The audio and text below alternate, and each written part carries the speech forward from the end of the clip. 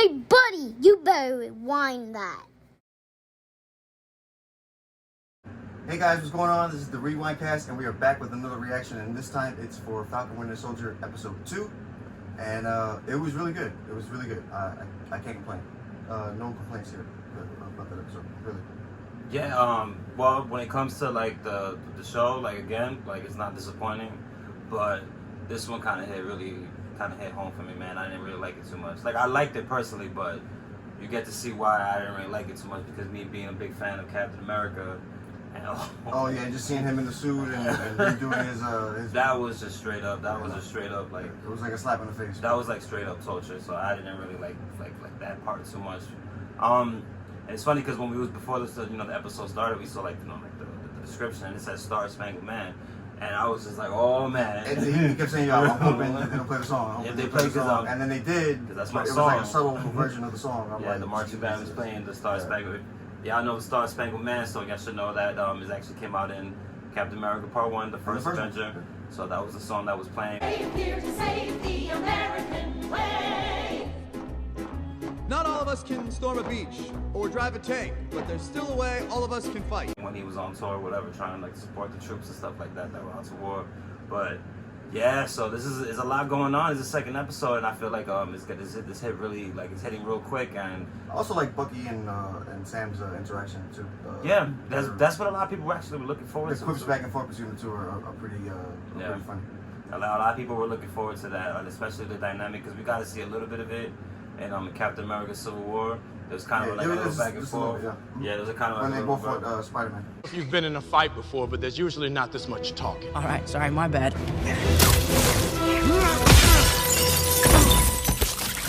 It was like, it was almost like, like I'm his best friend. No, I'm his best friend. I'm the new best friend. I'm the old best friend. So it kind of has like that little, like that schoolyard, like little back and forth. Yeah, so it's pretty dope though. Like I believe it was 6 episodes this season. Mm-hmm. So it's like a 6-episode season. So everything is coming out real quick, and it's just the second episode. So it just feels like already that we got a lot. And I guess in this one, this is basically just an introduction to to John Walker as the new Captain America. I give him respect because he's part of the army and shit. He has attributes under his belt. Yeah. As far as being a person that can handle war and shit like that. And you saw him with the shield too when he was doing. He was actually doing this fucking thing. I was like, oh, shy, okay. All right. Yeah, I saw that shit. I was like, yo, he's nice with the shield. Boy. So yeah, he's still not Cap, but of course, man, there's only one Cap, and I guess that's just what this episode is all about. Because it kind of starts out with him, and he's having a conversation with like his buddy, and they're just having a conversation about like I just want to do the job right. So you can still tell like this guy underneath, he has a lot of like a good moral, and he has like a good heart and stuff like that. It's just hope that he's just as conscious and as smart. Yeah, but to deal with the people that he's working for. Because you can tell he's going through some things too. And then also, I like how you see the original person that had the super soldier suit. Oh yeah, definitely that too. What's his name, Isaiah something or other? Yeah. When Bucky went to go see him. Yeah, that was that too. That was pretty cool. So definitely that. Because right now it looks like it shows the struggle that people with powers like that, like they go through it. Right. And then he's also not only because Steve Rogers was he aged and shit like that, and he's not the only one that aged. Yeah, it was this guy too. So that I like how how they incorporated that. Yeah, they still age, but I guess it's like a very very slow process. Yeah, very slow. Slow process. So but it shows the difference between him and Bucky. Yeah. Because Bucky ages like way slower. Bucky's like 100 and something years old. Yeah. And that's what's crazy about it too is like he knew about these guys. So this soldier program has been going on for like forever. So think about it. He was with Hydra. He was doing all these missions in that little snippet of Civil War. He was like, I think he was like, they were like training them, and he was in the middle with them, and he was combating all of them. So this program is like some serious shit. And I guess maybe out of the program, the ones that probably were successful, like we know so far, was Cap, but he went with our side, and then and obviously Bucky, he got brainwashed and he became the Winter Soldier. But right now, like but there was more than one person that was part of that game because Thunderbolt Ross, he's the colonel from Incredible Hulk. He had that serum. He was the He piece of created- shit Secretary of State in Civil War. Also, he ran the people that created Wolverine, Yeah. Stryker and shit like that. So he ran that. Like, he ran that operation. That's his operation. I hate to say I told you so, General, but that super soldier program was put on ice for a reason. So seeing different soldiers, become either heroes or become villains is pretty dope. And just to know that fact that the guy from I'm talking about the old Incredible Hulk, not old Incredible Hulk, but the Edward Norton Incredible Hulk. Yeah. He's been around for a while. So for Kevin Feige and them to still incorporate that, that's pretty. Yeah, that's huge. That's definitely huge. And now we can actually see more of a detail between, because right now we know that Falcon's all about he gave up the shield and this guy has it and stuff like that. But now with Bucky being now he's still under psychiatric evaluation. He still has to make amends and stuff like that. So if this program is still going on and it's still being like and that, you see the therapist incorporating them two together. Yeah, because she knows they have to work together. She's like, so that basically, So that basically just says that, hey, these guys, right now Bucky has an arc. He can actually maybe stop this once and for all. Yeah. And maybe he can start with the Flag Smash. I agree heavily with that. So right now he has a mission, and we got a Falcon in the mission, and it's like you said earlier, like today them two together were like freaking awesome. Like it was just like the chemistry was there. And stuff It's like funny that. to see them. What was the part when he said, "Oh, look at you going all stealth."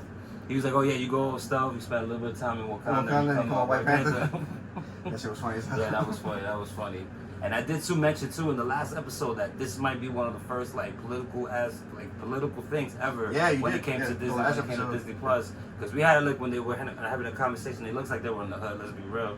And Sam and Bucky having a conversation. And how many cars rolled up? Like 3 cars rolled up, and everybody was asking Sam. Everybody was asking Bucky if he was all right, sir. And they had what's happening. It shows what's going on in this world right now. Yeah, when Bucky goes, you know who this man is, and they look racial at him. profiling and stuff like that. Yeah, so I appreciate how Disney played it up, and he was like, Bucky's like, do you know who this man is? Yeah. Like, dude. Yeah, I feel like it's gonna be a political show. Like with the last episode, they were talking about how the government doesn't take care of the people that suffer from the blip, and then you got the racial profiling and stuff like that. So who knows? Maybe the next one might lead to maybe corruption, corruption, corruption with the politics, and we already know that this corruption is always gonna be there. Watching the show, we don't know what reading the comics, you know what the Flash Smashers have in store, but watching the show, you don't know. Yeah. So next episode could be something else more political, like Justin was saying, and it could be way more dangerous. Yeah. But also catering to the show and making it that much better. So yeah, that's why I always say that that's what Kevin Feige. I like the approach that they did with this, because they're using the fabrication of our reality, but also within theirs and stuff like that. So it sets the tone, and this is the time for change, no matter where you stand at and stuff like that. So you're gonna start seeing things like that. So that Disney, doesn't look like they're getting their feet wet in the political realm and stuff. and also that. when Bucky was talking to the new guy, Battlestar. Yeah, the partner to the new Captain America. And we read out that his Battlestar's name is Clay Bennett, I think it Clay was. Bennett. Clay Yeah, Bennett, his name is Bucky in the comics. Yeah. So I guess it's like a double entendre, because he didn't like the fact that his name is Battlestar, but he also didn't like the fact that his name is Battlestar means Bucky in the comics. It's like that, and he's the only Bucky. Yeah, that's true. And Stop the car. And that's what I was thinking too, because I remember when everybody was like, "Oh man, like no more Captain America, what's gonna happen and stuff like that." And there's a lot. I looked into it. There's a lot of material, life after Captain America. There's a couple of dudes that rock the shield. There's a couple of dudes that come up with patriotic names and stuff like that. So so far, what Disney Plus is doing is they're plucking out the best of the best when it comes to the comic material, because they did it with WandaVision. It was a lot of things. That was straight from the comics. Yeah, Especially that was at the ending when she turned into Scarlet Witch. That was straight from the comics. And the little details, White the Easter Vision, eggs, and all the that Easter shit. eggs too was crazy. Yeah, we have to do a video about that, but we weren't up and running at the time. But if you want us to react to it, just if you let want us to react to it, know. just let us know. We'll review. Hit the comment section. Just let us know. We'll react Whatever to you guys it. want to react to, just we'll knock it out. Yeah. Don't worry. So yeah, this show is this episode was pretty dope. I liked it a lot. I said, right now it's all basic connection, and that ending was Zemo. See, we would break down more of the episode if Marvel didn't stop doing those little end credits that they do, because they normally do that, but they didn't do that with Falcon and Winter Soldier, which I'm kind of bummed out about, because being a Marvel fan, you sort of expect it. I honestly gotta believe, let's be real, that I really feel like this was a movie that was just like in the shelf somewhere, and like it was a possibility, and they kind of like turned into a mini series for Disney Plus because Probably. 6 episodes, the thing starts out rocking, and I guess they wanted So to push again, it. if it would have been a movie, it probably wouldn't have been as successful as it is. Yeah, and also that's what I'm saying. Like a lot of streaming services, like a lot of companies, they want to get involved with the streaming money. You know what I'm saying? Like, I guess this pandemic, it kind of like was like the envelope to push the envelope. From now on, people might start doing what HBO Max did with Justice League and just release it straight to. Who's that? Disney Plus? I don't see why not. I don't know, man, because there was this last pandemic, and we were supposed to get Black Widow a long time ago, and I think it still hasn't released yet. Not just Black Widow, Doctor Strange. Well, that's got pushed back, stuff like that. But so far, but I think to me, like, Disney's gonna end the year still Strong, awesome. Yeah, of course. Yeah. They got Spider-Man 3 coming out. They got Spider-Man for Christmas. They got the Eternals for Thanksgiving, and then they got Black Widow in July 9th, I believe. So and that's gonna be good. I just saw the recent trailer. We're gonna do a reaction to, so don't worry about that. yeah, man, ain't nothing like to spend 4th of July weekend watching our favorite Russian soldier. So it's a spy, right? It's a Russian spy. So it's just a little fight, man. But anyway, yeah, still awesome. But yeah, man, it's gonna be dope. Like it's gonna be. I feel like this is getting to the point where, all right, let's see what happens. Let's see the connection between. Yeah, I think episode 3 is gonna tell if this is either gonna flop towards the next couple episodes, or it's just gonna set the tone and you're gonna be hooked even more.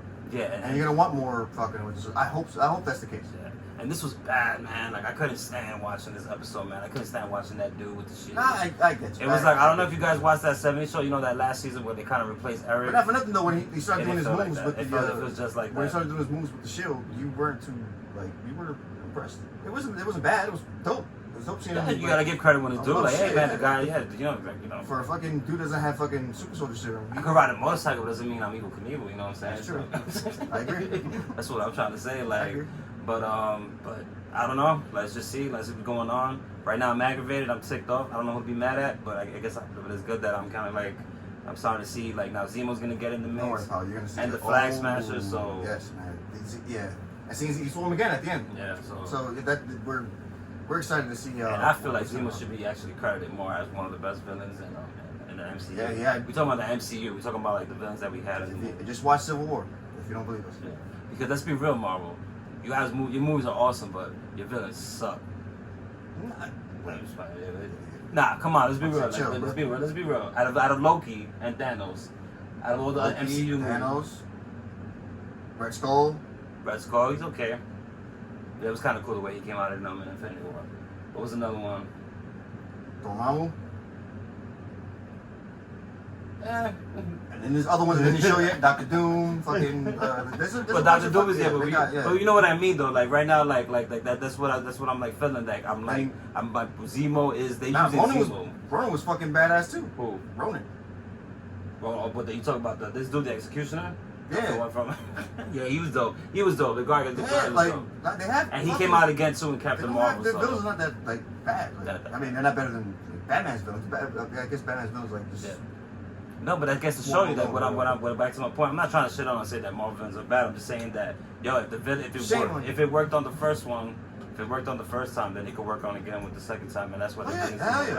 And I like how they still keep they still linking Zemo to that because it's starting to seem like the MCU is starting to get a little divided a little bit. You got your soldier thing going on with Falcon. Half and half. Then you got the witches and sorcerers and shit going on with Wanda, and then soon to be Doctor Strange. Don't worry, when Doctor Strange comes out next year, that's just going to be fucking. They're going to talk about that. They're gonna explain everything in that fucking movie. So, but yeah, this episode, I guess, like like I said, is if I had to give it a rating, point. probably 8 out of 10. What? Yeah, it's like it's brand new material. It's pretty good.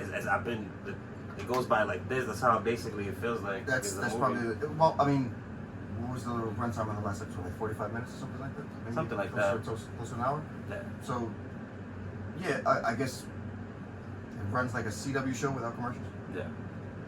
But just with way better explosions and CGI and shit like that. Yeah, that's true. That's what. So yeah, man, this is crazy. So and there's only 6 episodes. So that's what we got. So we're excited though. So we talk guys, about if you like our content, please comment, like, subscribe, hit the notification bell. Also, again, hit me up. I got these cool ass mugs. They're fucking dope. And I got these refrigerator magnets. They don't have our what we're on, like Instagram or Facebook or Twitter, but we're on all. So you can just follow us on there. And like I said, guys, I got hoodies coming soon. Listen, it's the Rewind, and we'll be back with another episode. Hey, buddy, you better rewind that.